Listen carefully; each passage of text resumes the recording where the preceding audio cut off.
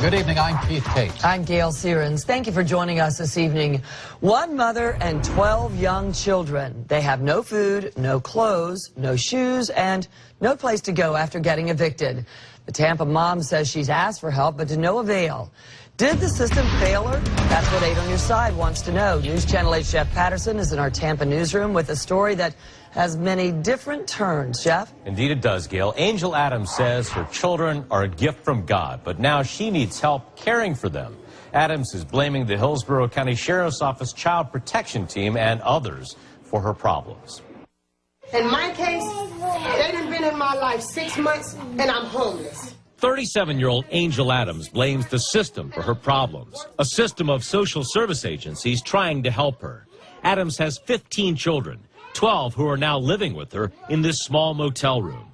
While we were in the room, the children had no food available, no shoes, and Adams says they haven't had a change of clothes in more than 3 days.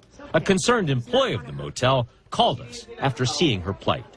Landlords recently evicted Adams and her children from this Tampa apartment after discovering she was living there with her 12 children. The kids' clothes, books, toys, and furniture are now out on the curb, picked over by scavengers.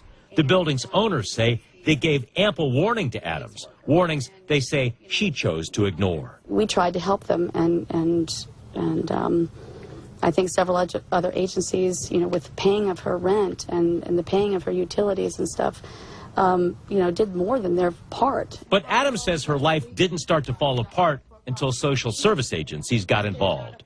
Her fiancé, Gary Brown Sr., the man who fathered 10 of her 15 children, was arrested, and Adams says she was left with nothing.